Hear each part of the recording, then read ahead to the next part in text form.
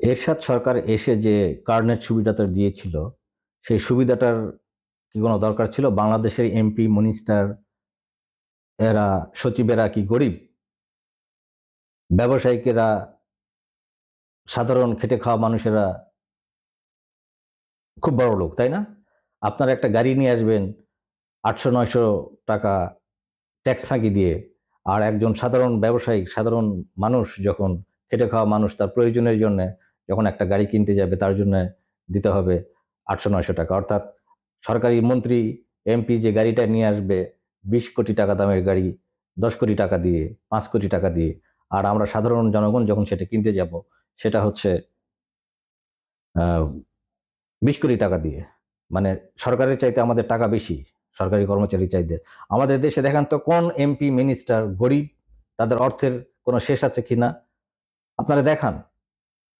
তাদের তো অর্থের কোনো শেষ নাই, তাদের অঢেল সম্পদ। অথচ সেই জিনিসটাই আপনারা তাদের জন্য সুবিধাজনক করে দিয়েছেন, আর আমাদের জন্য, সাধারণ মানুষদের জন্য একদম কঠিন করে দিয়েছেন।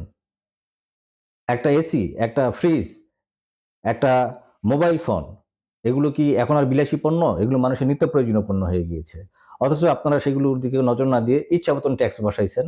এনআইআর নিয়ে যেই চিল্লাচিল্লি হচ্ছে, যেই দেশে একটা অরাজকতার সৃষ্টি হয়েছে, সেটা তো আর এমনি এমনি হয়নি। সেটার কারণ আছে।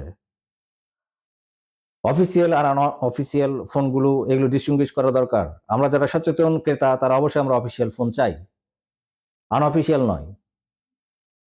সেটা কেন একটা ফোনের দাম ২ লক্ষ টাকা অফিসিয়াল, এবং আনঅফিসিয়াল নিতে গেলে কেন তারা সেটা ৫০,০০০ টাকা দিচ্ছে?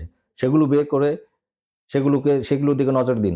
আপনারা একটা ফ্ল্যাট ট্যাক্সেশন করুন, একটা ক্যাটেগরি করুন। তাহলে দেখবেন যে এগুলো নিয়ে আর এভাবে ভোগান্তির সৃষ্টি হচ্ছে না। রাস্তাঘাট ব্যবসায়ীরা দখল করতে যাচ্ছে না, তারা আন্দোলন করতে যাচ্ছে না। সরকার যদি একটু সচেতন হয়, শুধু মন্ত্রী মিনিস্টাররাই কারেন্ট সুবিধা পাবে, আর কেউ পাবে না।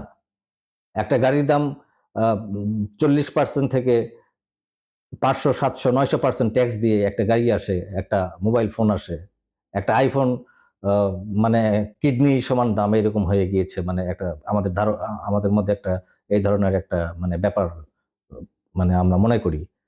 তো সরকার যদি চায় মানুষের যে প্রয়োজনীয়, যে নিত্য প্রয়োজনীয় যে জিনিসগুলো, যেটা একটা পরিবারে লাগবেই, সেদিকে নজর দিয়ে, সেগুলো ট্যাক্সেশন এর ব্যাপারে নজর দিয়ে একটা সমাধানে আসা উচিত বলেই আমি মনে করি। ভালো থাকবেন সবাই।